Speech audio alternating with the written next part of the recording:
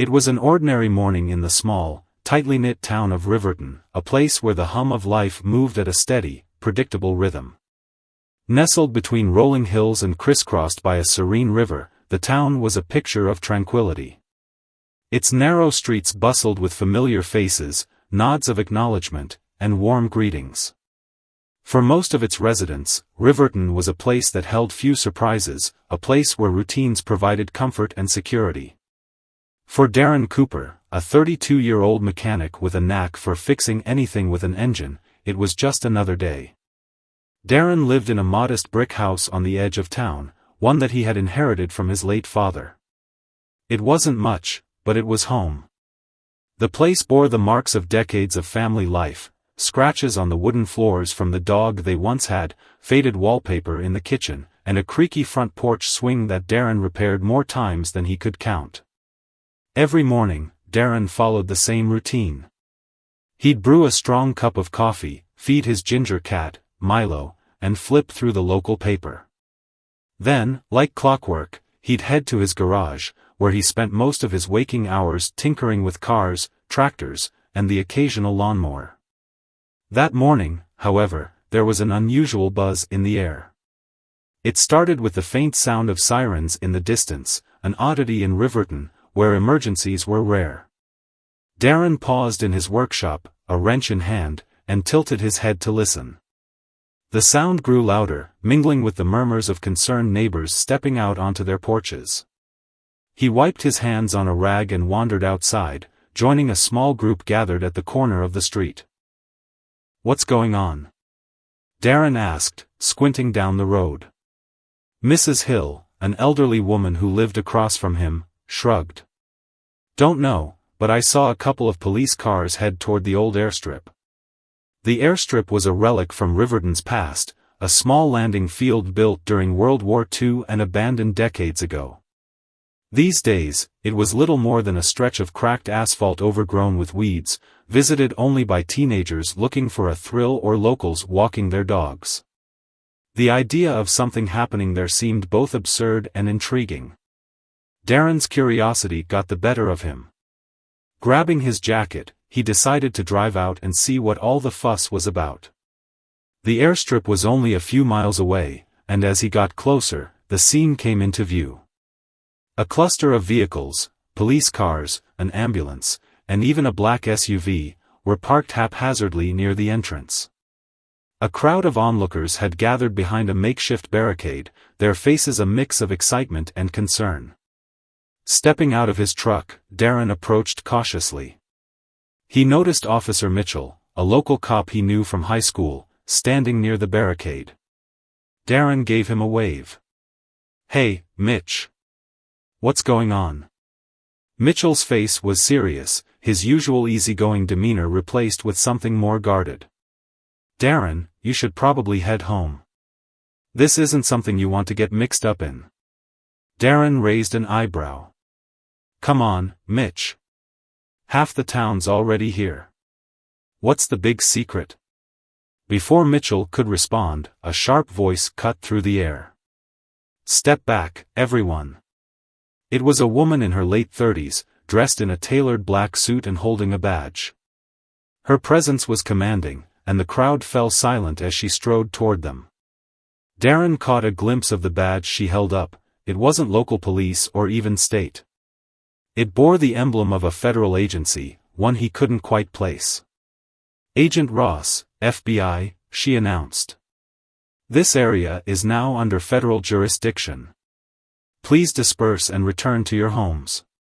The crowd murmured in protest, but most people began to back away, heeding the authority in her voice. Darren, however, felt a spark of stubbornness. He wasn't the kind of person who liked being told what to do, especially when something this unusual was happening in his own backyard. As he lingered, trying to piece together what could possibly warrant an FBI presence in Riverton, something caught his eye. Beyond the barricade, near the edge of the airstrip, was a small private jet, its sleek body gleaming in the midday sun. The jet was an oddity in itself. No planes had landed here in years, but what truly puzzled Darren was the way it was positioned. It wasn't parked in Neatly like one would expect, it looked as though it had made an emergency landing, its nose angled slightly off the runway and its left wing damaged. A man in a pilot's uniform stood nearby, speaking animatedly with a group of agents. He looked agitated, gesturing toward the plane and then toward the tree beyond it. Whatever had happened here, it was more than just a wayward landing. Darren's thoughts were interrupted by a commotion near the barricade. A woman in her mid-20s, dressed in a casual hoodie and jeans, was arguing with one of the agents. Her face was pale, her dark hair pulled into a messy bun. Darren couldn't hear what she was saying, but the desperation in her voice was unmistakable. Suddenly, Agent Ross turned sharply and walked toward the woman, her expression unreadable. Darren edged closer, straining to catch their conversation. "I told you," the woman was saying, her voice trembling, "I have nothing to do with this.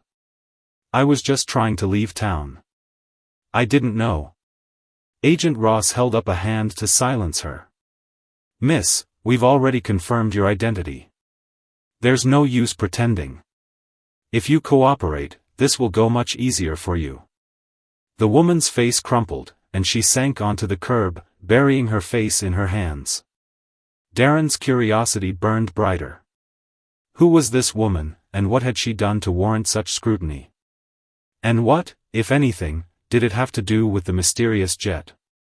Before he could dwell on it further, a sharp voice called out his name. "Cooper. What the hell are you doing here?" Darren turned to see Sheriff Larson, a burly man with a no-nonsense attitude, marching toward him.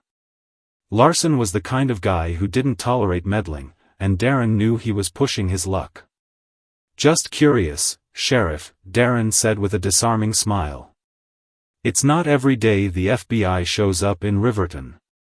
Curiosity killed the cat, Larson shot back, though his tone softened slightly. "Listen, Darren, you need to leave this one alone. Whatever's happening here is way above your pay grade." Darren hesitated, torn between heeding the warning and his gnawing need for answers. But before he could reply, another shout drew everyone's attention. "Sir, we've found something." One of the agents emerged from the tree, holding up what looked like a small black case. The crowd, now reduced to a handful of onlookers who hadn't yet left, leaned in, straining to see.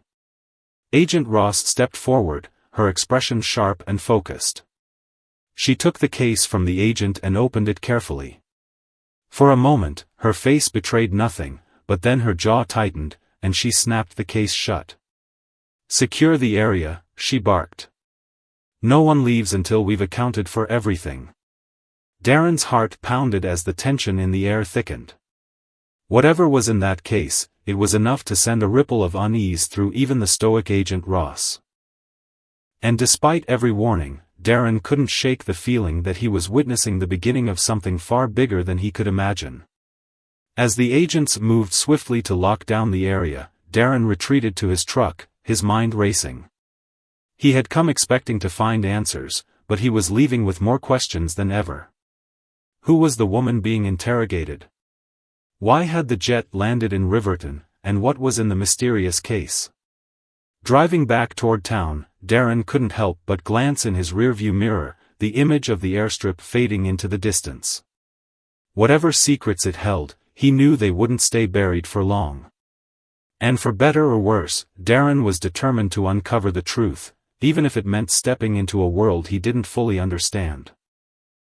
As the afternoon sun dipped lower in the sky, casting long shadows over Riverton, Darren couldn't shake the events of the morning from his mind. Something about the scene at the airstrip didn't sit right with him. Riverton was a sleepy town, the kind of place where people gossiped about minor inconveniences for weeks. A private jet making an emergency landing was newsworthy enough, but the presence of the FBI, and that mysterious black case, hinted at something far more significant. Back at his garage, Darren tried to focus on a routine oil change for a customer's car, but his hands worked mechanically, his mind elsewhere. His thoughts kept returning to the woman in the hoodie. Her face, pale and drawn, was etched into his memory. She wasn't a local, Darren was sure of that. Riverton was small enough that he could recognize most people on sight. Who was she? And why did she look so scared? The sound of a truck pulling into the driveway snapped Darren back to reality. Wiping his hands on a rag, he stepped outside to greet the driver. It was Mitch, the local officer who had tried to wave him off earlier at the airstrip. Mitch climbed out of his patrol car, his expression tense. "I figured I'd find you here," Mitch said, leaning against the side of his vehicle. "Look, Darren, I know you're curious, but you need to let this one go." Darren raised an eyebrow, crossing his arms. "Why? What's really going on, Mitch?" Mitch sighed, running a hand through his hair. "I can't tell you much. Hell, I don't even know most of it myself. But whatever's happening out there, it's serious. The kind of serious that gets people in trouble if they dig too deep." Darren considered his friend's words but couldn't help pushing further. "Come on, Mitch. You've known me since we were kids. You know I won't go blabbing to anyone. Just give me something." Mitch hesitated, his eyes darting around as if checking for eavesdroppers. Finally, he leaned in closer and lowered his voice. "That jet? It wasn't supposed to be here. The flight plan didn't match any records, and the pilot claims he had to make an emergency landing because of mechanical failure. But here's the weird part, when they checked the fuel levels, the tank was nearly full. No signs of any issues." Darren frowned. "So, what? He lied?" "Maybe," Mitch said, "but there's more. The woman they've got in custody? She wasn't on the passenger manifest. The pilot swears up and down that he's never seen her before. She just appeared." "Appeared?" Darren echoed, skepticism creeping into his voice. "What does that even mean?" "I don't know," Mitch admitted, straightening up. "But whatever's going on, it's not our problem. Leave it to the feds, Darren. Trust me on this." With that, Mitch climbed back into his patrol car and drove off, leaving Darren standing in his driveway with more questions than answers. The idea that the woman had appeared on the jet didn't make sense. How could someone board a plane without the pilot noticing? And why would she claim she didn't know what was happening? As the evening wore on, Darren found himself pacing the floor of his small living room. Milo, his cat, watched him from the couch, his tail flicking lazily. Darren's curiosity was like an itch he couldn't scratch. He knew he should drop it, just like Mitch had said. But something about the whole situation tugged at him, a feeling in his gut that he couldn't ignore. Finally, he grabbed his jacket and car keys. If he was going to make sense of this, he needed more information. And there was only one place he could think of to start, the airstrip. By the time Darren arrived, the sun had set, and the area was shrouded in darkness. The flashing lights of police and federal vehicles were gone, replaced by a tense stillness. A single spotlight illuminated the jet, and a few agents stood guard near its perimeter. Darren parked his truck a safe distance away and made his way on foot, sticking to the shadows. He approached cautiously, his heart pounding in his chest. He had no real plan, just a burning need to understand what was happening. As he crept closer, he spotted a figure standing near the jet, her back to him. It was the woman in the hoodie. Darren hesitated, torn between his instinct to help and the risk of getting caught. Before he could decide, the woman turned, her eyes meeting his. For a moment, they stared at each other, frozen. Then she moved, darting toward him with surprising speed. "Please," she whispered urgently when she reached him. "You have to help me." Darren glanced around, half expecting an agent to appear and drag them both away. "Help you? What's going on? Who are you?" "My name's Emma," she said, her voice trembling. "I can't explain everything right now, but I didn't do anything wrong. They're after me because I know something they don't want anyone to find out." Darren frowned. "Why should I believe you?" For all I know, you're the reason that plane landed here. Emma shook her head vehemently. I swear, I had nothing to do with that. I was trying to get away, but they caught up with me. That jet, it's not just a plane. There's something on board, something dangerous. Dangerous how? Darren asked, his voice low. Emma hesitated, glancing over her shoulder. I can't tell you here. It's too risky. But if you help me get out of here, I'll explain everything. Please, you're the only one who can. Darren studied her face, searching for any sign of deceit. She looked terrified, but there was also a determination in her eyes that made him pause. Against his better judgment, he nodded. Fine. But if I find out you're lying? I'm not, she said quickly. Thank you. Darren motioned for her to follow him, and they began making their way back to his truck. Every sound seemed amplified in the quiet night, the crunch of gravel under their feet, the distant rustle of leaves. Darren's nerves were on edge, and he kept glancing over his shoulder, half expecting an agent to appear. When they finally reached the truck, Darren opened the passenger door and gestured for Emma to get in. She climbed inside, her hands trembling. Darren started the engine, trying to keep his movements calm and deliberate. As they drove away, Darren couldn't help but glance at Emma out of the corner of his eye. You'd better start talking, he said. What exactly am I getting myself into? Emma took a deep breath, her fingers twisting together in her lap. It's complicated, she began. I used to work for a private research firm, high-level stuff, government contracts, classified projects. About 6 months ago, I stumbled across something I wasn't supposed to see. What kind of something? Darren asked, his grip tightening on the steering wheel. A project, Emma said. One that involved testing experimental technology. They called it Project Horizon. I don't know all the details, but I know enough to understand it's dangerous. The kind of dangerous that could put a lot of lives at risk if it falls into the wrong hands. Darren frowned. And you think that's what's on the jet? I'm almost certain, Emma said. That case they found, it's part of it. I don't know why they brought it here, but if the FBI is involved, it's already spiraling out of control. Darren's mind raced as he processed her words. If what she was saying was true, this wasn't just about Riverton. It was something much bigger. And now, by helping her, he was smack in the middle of it. As the truck rumbled down the dark road, Darren felt the weight of his decision settling on him.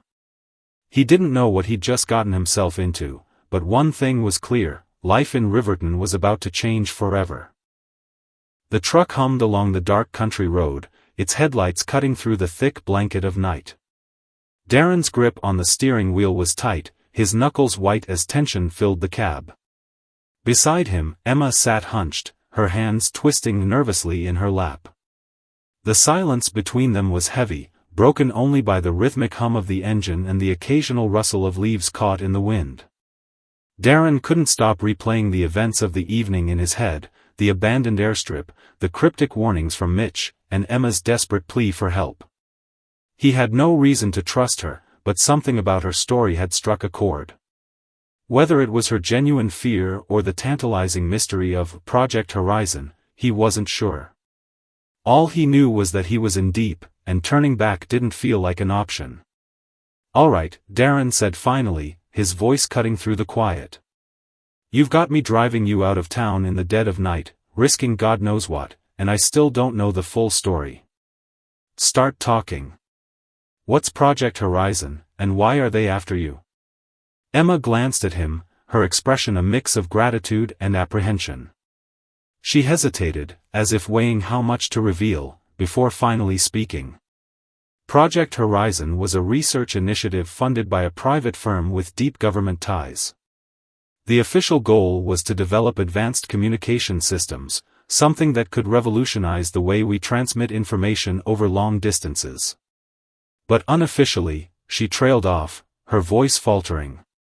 Unofficially, what? Darren prompted, his tone sharper than he intended. They were experimenting with something far beyond communication, Emma admitted. They were working on ways to manipulate matter at a molecular level. Think teleportation, energy fields, even altering physical properties of objects. The implications were staggering, but so were the risks.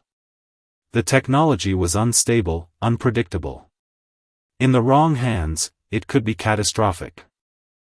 Darren whistled low, shaking his head. And you just happened to stumble across this by accident? Emma's lips pressed into a thin line. Not exactly. I was a systems analyst on the project. My job was to monitor the data, flag any anomalies. One day, I noticed a series of unauthorized tests being conducted off-site, tests that weren't documented anywhere in the official records. When I dug deeper, I found out they were experimenting with weaponizing the technology. The words hit Darren like a punch to the gut. Weaponizing? You mean? Using it to create devastating tools of war, Emma confirmed, her voice heavy with regret. They were developing prototypes capable of dismantling entire structures, disintegrating materials, even disabling electronic systems from miles away. It was terrifying, and when I confronted my supervisor about it, he warned me to keep my mouth shut. But you didn't listen, Darren guessed. Emma shook her head. I couldn't. I knew I had to do something, so I started gathering evidence. Emails, test results, video logs, anything I could find. I planned to go public, but before I could, they found out. That's when everything went sideways. Darren let out a low breath, his mind reeling. So you've been on the run ever since? Emma nodded. They've been chasing me for months. The people funding this project, they have resources, connections. They've managed to keep the whole thing under wraps, but they're determined to silence me. That's why I boarded that jet. I was trying to get to a safe house where I could finally release the evidence. I didn't expect them to intercept the plane. Darren frowned, glancing at her out of the corner of his eye. And you're sure that case they found has something to do with Project Horizon? I'm certain, Emma said, her voice resolute. It's one of the prototypes. If they're transporting it, that means they're planning to use it, or worse, sell it to the highest bidder.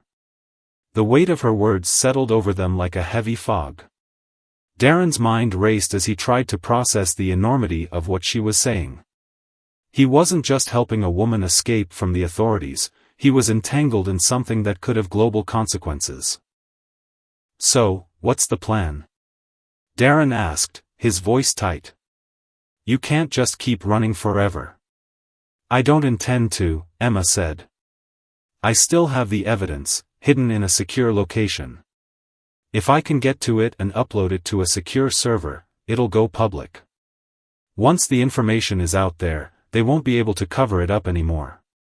And you think that'll stop them? Darren asked skeptically. Emma hesitated. It's the best chance we have. If the world knows what they're doing, they'll be forced to shut it down. But I can't do it alone.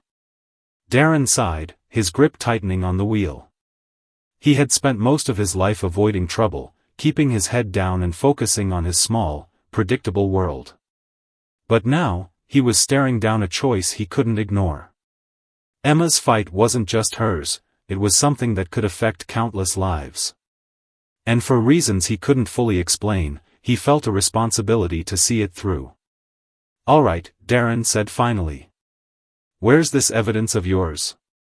Emma gave him a faint smile, a glimmer of hope breaking through her fear. It's in a storage locker in Capital City, about 2 hours from here. We'll need to lay low until morning and then make our move.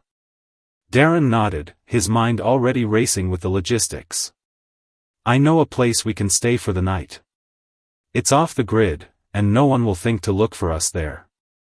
They drove in silence for a while longer, the tension between them giving way to a tentative sense of trust.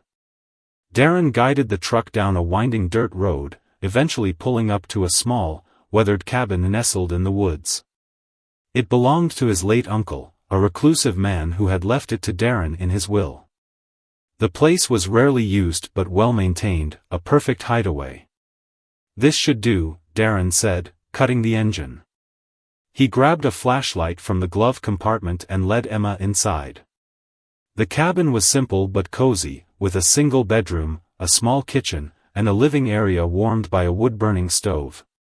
Darren lit a few oil lamps, casting a warm glow over the space. Emma sank onto the couch, her shoulders slumping with exhaustion. "Thank you," she said softly. "For believing me. Most people wouldn't." Darren shrugged, busying himself with lighting the stove. "You're lucky I'm not most people." As the fire crackled to life, a sense of calm settled over the cabin. But Darren knew it was temporary. The storm they were caught in was far from over, and the hardest part was yet to come. In the quiet of the night, as Emma dozed off on the couch, Darren sat by the window, staring out into the darkness. His thoughts churned with worry and anticipation. Somewhere out there, powerful people were searching for Emma, and for him now, too. The next steps would be critical, and failure wasn't an option. For the first time in his life, Darren felt like he was part of something bigger than himself. And though the road ahead was uncertain, he was determined to see it through. The pale light of dawn filtered through the trees, casting dappled shadows on the cabin floor. Darren had barely slept, his mind too preoccupied with the weight of the situation. He sat at the small kitchen table, nursing a cup of lukewarm coffee as he stared out the window. Every rustle of leaves or distant bird call set his nerves on edge. They were safe for now, but Darren knew that their luck wouldn't hold out forever. Emma stirred on the couch, her movements slow and stiff from a night spent on the worn cushions. She rubbed her eyes, looking disoriented before her surroundings reminded her of the gravity of their situation. Sitting up, she pulled her hoodie tighter around her and glanced at Darren. "Did you sleep at all?" she asked, her voice still hoarse with exhaustion. "Not much," Darren admitted, sipping his coffee. "Figured someone should keep watch." Emma offered a faint smile, though the worry in her eyes was unmistakable. "I appreciate it. More than you know." Darren waved it off, leaning back in his chair. "We've got a long day ahead of us. If we're gonna make it to Capital City and get your evidence, we'll need to be careful. Any idea how close they might be?" Emma frowned, considering the question. "They're relentless, but they're not omniscient. If we're lucky, they'll assume we're still somewhere near Riverton. They'll probably focus their search there for now. But that doesn't give us much time. Once they figure out we've moved, they'll spread out, and they'll find us if we're not quick." Darren nodded grimly, finishing his coffee and setting the mug down with a clink. "Then we don't waste any more time. Let's pack up and hit the road." The two worked quickly, Darren gathering a few supplies from the cabin, bottled water, a first aid kit, a flashlight, and some non-perishable food. Emma double-checked the items in her small backpack, making sure everything she had was secure.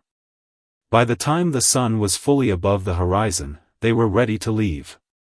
The truck's engine rumbled to life, and Darren steered them back onto the main road. The morning air was crisp, and the landscape blurred past them as they sped toward their destination. For a while, neither of them spoke, the weight of their mission hanging heavily in the air. As they neared the outskirts of Riverton, Darren caught sight of a black SUV parked by the side of the road.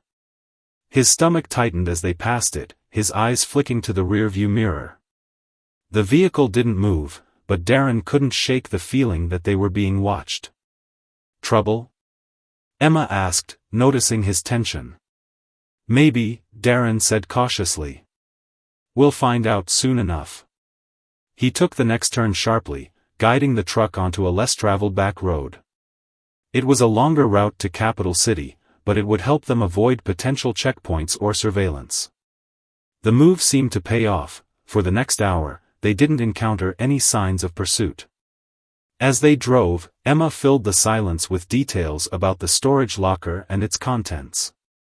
"It's in a facility near the downtown area," she explained.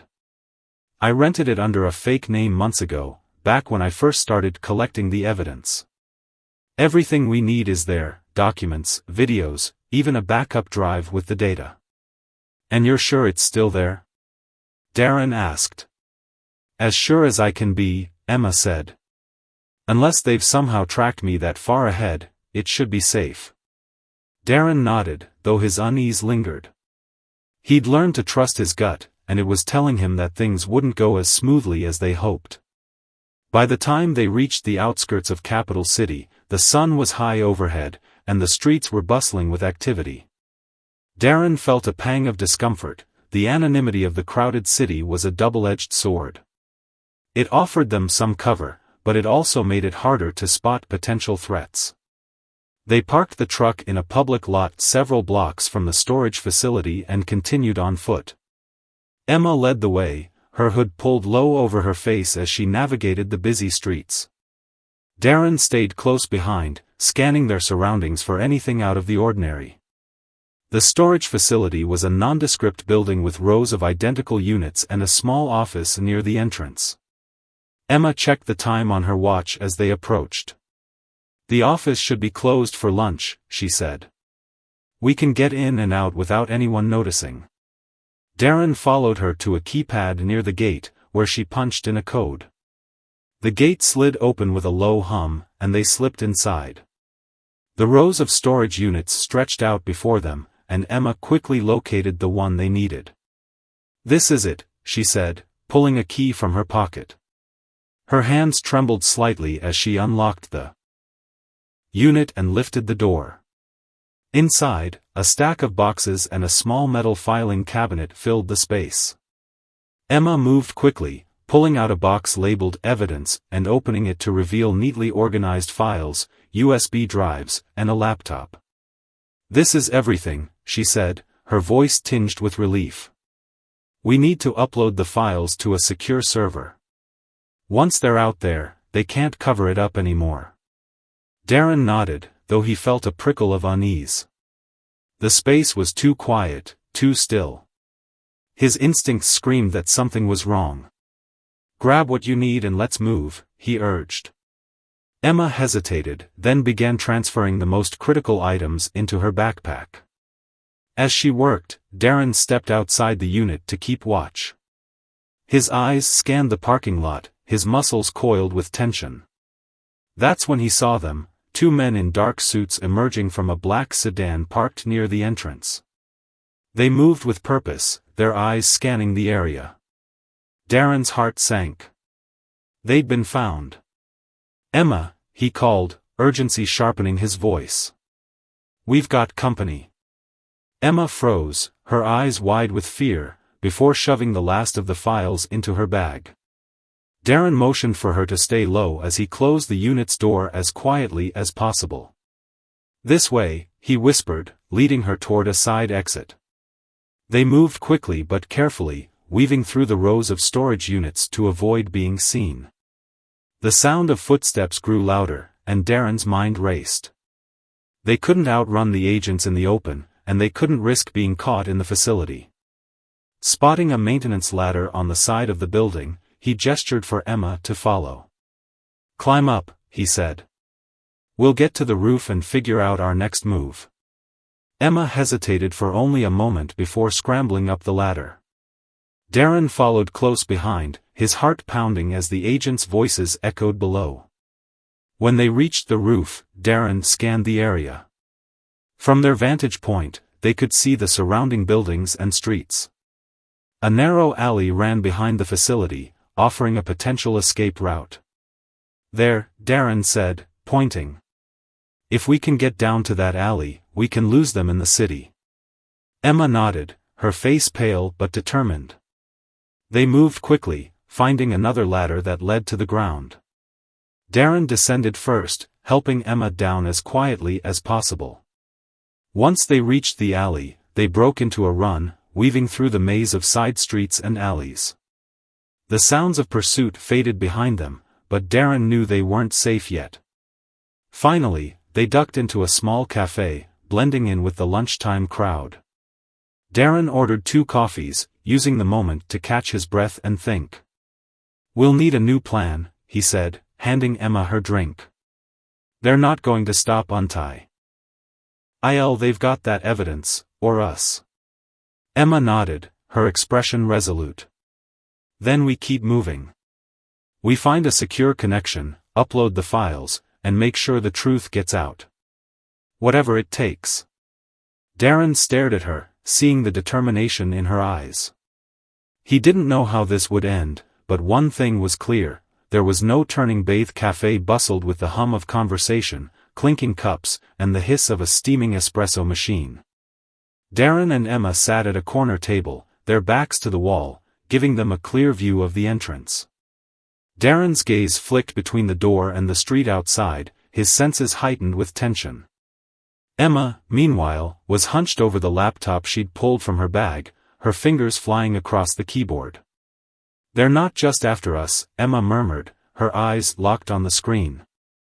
"They've got surveillance tools that can sweep entire networks for keywords, files, anything that looks suspicious. If we upload this the wrong way, they'll trace it before it even gets out." "Then what's the right way?" Darren asked, his voice low but urgent. Emma sighed, pushing a strand of hair behind her ear. "We need a secure connection, something off-grid. Public Wi-Fi like this is too risky. They'd have us pinpointed in minutes. There's a tech hub a few blocks from here, I've used it before. They've got terminals with encrypted access. It's our best shot." Darren nodded, finishing his coffee in one gulp. "Then let's move before they catch up." Emma packed up the laptop, and they slipped out of the cafe into the crowded streets. The afternoon sun bore down on them, but the bustling crowd offered a semblance of cover. Darren kept a steady pace, his eyes scanning for any sign of the men in suits. Every dark car, every sharp-dressed pedestrian made his heart race, but they managed to stay out of sight as they approached the tech hub. The building was inconspicuous, its glass doors reflecting the surrounding cityscape. Inside, rows of workstations filled the space, occupied by people absorbed in their screens. The hum of machinery and quiet murmur of voices filled the air. Emma led Darren to a corner terminal, choosing one with a clear view of the exits. "This will take a minute," she said, plugging in one of the USB drives. The screen flickered to life, displaying a series of encrypted folders. Darren stood behind her, keeping a wary eye on their surroundings. "CK now." Emma's fingers moved deftly, navigating through layers of encryption and protocols. "I'm sending the files to multiple servers," she explained. "Once they're uploaded, I'll trigger a cascading release. News outlets, independent watchdogs, public forums, they'll all get the data at the same time. They won't be able to shut it down fast enough." Darren nodded, though his nerves were fraying. He could feel the tension in the room, a sense of being watched. His paranoia spiked when he noticed a man in a suit lingering by the entrance. The man was tall, with a square jaw and a cold, calculating demeanor. He wasn't browsing or working, he was scanning the room. "We've got company," Darren muttered, leaning closer to Emma. "How much longer?" "Almost there," she said, her voice tight with concentration. "Just keep him distracted." Darren squared his shoulders and walked toward the entrance, feigning nonchalance. He positioned himself between the suited man and Emma, trying to block the line of sight. The man's eyes flicked to Darren, narrowing slightly. Darren forced a casual smile. "Lost, buddy? Need help finding something?" The man's expression didn't change. "Just waiting for a friend." "Funny," Darren said, his voice laced with sarcasm. "Doesn't look like you're doing much waiting." The man's jaw tightened, but before he could respond, another figure appeared in the doorway. Darren's stomach dropped. It was a second agent, his demeanor just as menacing as the first. They exchanged a glance, and Darren knew they were out of time. He turned back to Emma, who was still typing furiously. "We've got to move," he hissed. "Just one more second," she shot back, her voice strained. The first agent began moving toward them, his steps deliberate and unhurried. Darren stepped into his path, his heart pounding. "You sure you don't want to turn around and try again?" The agent didn't respond. Instead, he lunged, reaching for Darren with surprising speed. Darren dodged, grabbing a nearby chair and swinging it in a wide arc.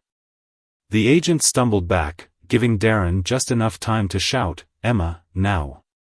Emma hit a final key, yanked the USB drive from the terminal, and bolted toward the rear exit. Darren followed, shoving a row of chairs into the agent's path to slow him down.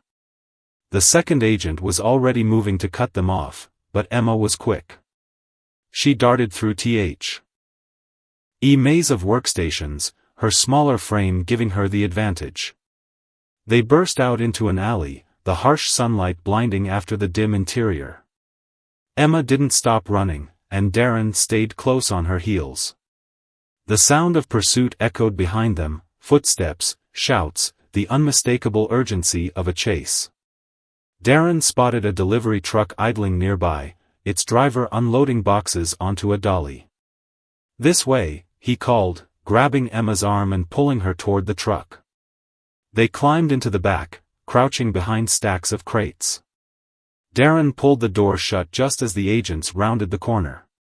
The truck rumbled to life moments later, and they held their breath as it pulled away. Through the small gaps in the crates, Darren could see the agents searching the alley, their frustration evident. He let out a shaky sigh of relief as the truck merged into traffic, carrying them away from danger, at least for now. Emma slumped against the crates, her chest heaving. "It's done," she said between breaths. "The files are out. They can't stop it now." Darren leaned back, his own adrenaline ebbing.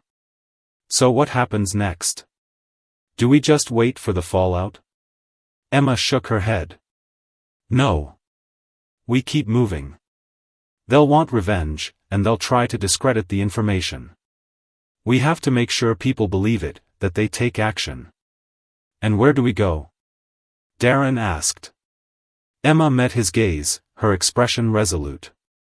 "Somewhere the truck rumbled on, carrying them toward an uncertain future. Darren allowed himself a brief moment of relief. The road ahead would be dangerous, but for the first time, it felt like they had a chance. A small, defiant chance, but sometimes, that was all it took to change the world. Hey, can't follow. Somewhere we can regroup and figure out our next steps. But one thing's for sure, this isn't over." Darren nodded, the reality of their situation sinking in. The evidence might be out, but the fight was far from finished. For the first time, though, he felt a flicker of hope. They had struck a blow against the shadowy forces pursuing them, and the truth was now in the open. The truck's jolting rhythm lulled them into an uneasy silence, the sounds of the city fading as it carried them farther from the chaos of the chase. Darren sat with his back against the crates, his eyes scanning the narrow slits of light between the cargo. Every bump in the road made him tense, the fear of discovery still fresh. Beside him, Emma was motionless, her fingers gripping the strap of her backpack like it was a lifeline. The weight of what they had just done hung heavy between them.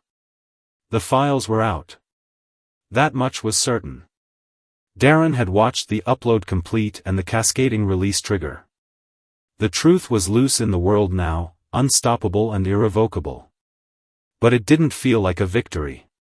Not yet.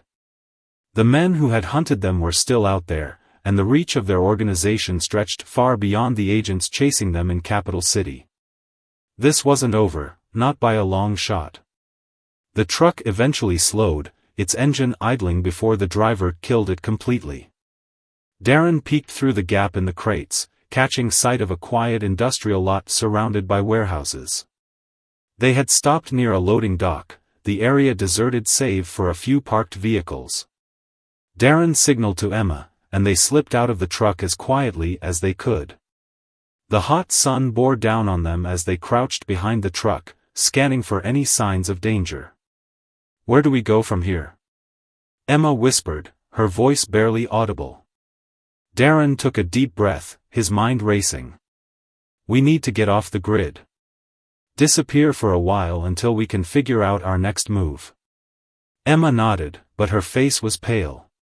"They'll come after us with everything they've got now. This isn't just about stopping the files anymore, it's about making sure no one else tries to expose them." "Then we make it harder for them," Darren said, his tone firm. "We don't stick to any one place. We keep moving. And if they find us, we fight back." Emma hesitated, her hands trembling slightly. Darren could see the strain of the last few days etched into her features. "Do you think people will believe it?" she asked quietly. "The files, the evidence, it's all out there, but will it matter? Or will they bury the truth under lies and propaganda?"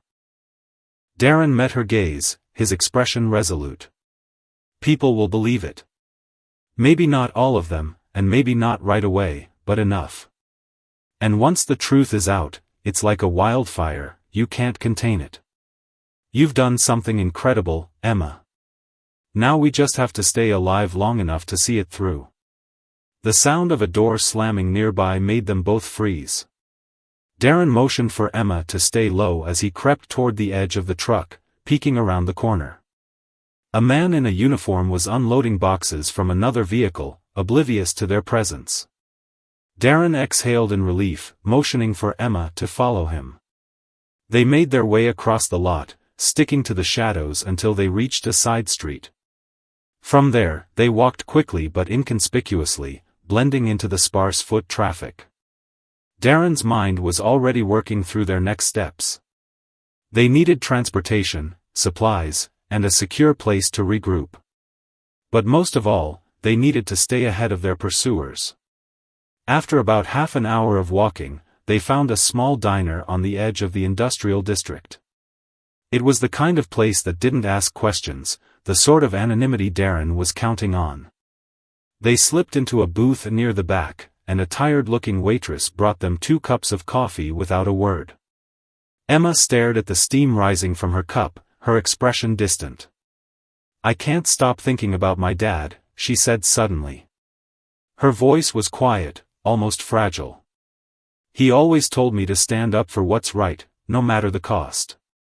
But I wonder if he ever imagined it would come to this." Darren leaned forward, his hands wrapped around his own cup. "He'd be proud of you," he said firmly. "What you've done, it's more than most people would ever dare to do. You're risking everything to make the world a better place." Emma's eyes glistened, but she quickly blinked the tears away. "It doesn't feel like enough."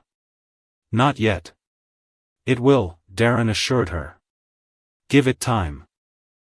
As they sat in the diner, Darren's phone buzzed in his pocket. His pulse quickened as he pulled it out, half expecting to see a warning or a threat. Instead, it was a news alert.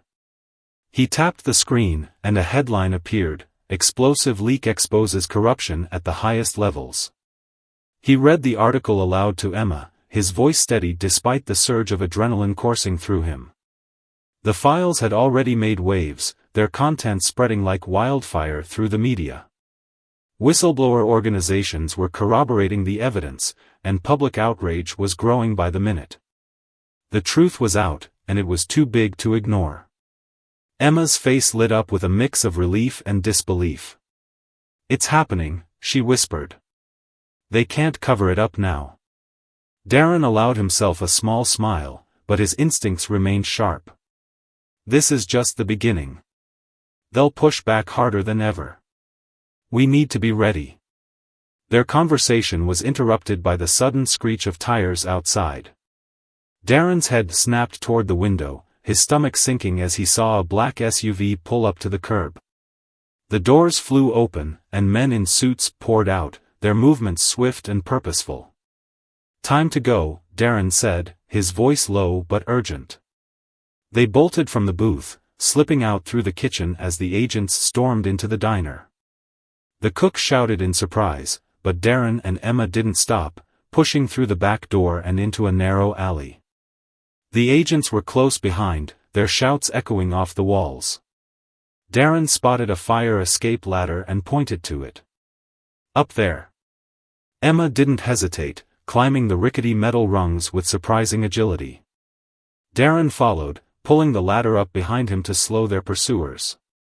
They scrambled onto the roof, the city sprawled out before them like a labyrinth of possibilities. "This way," Darren said, leading Emma across the rooftops. They leaped from building to building, their footsteps pounding against the gravel and tar. Below, the agents scrambled to keep up, their shouts growing fainter with each passing block. When they finally reached a building with a rooftop door, Darren pried it open and led Emma inside. They descended several flights of stairs, emerging into a dimly lit parking garage. Darren spotted an older sedan with its windows slightly cracked, a sign of neglect. He quickly hotwired the car, and they sped out of the garage before the agents could catch up.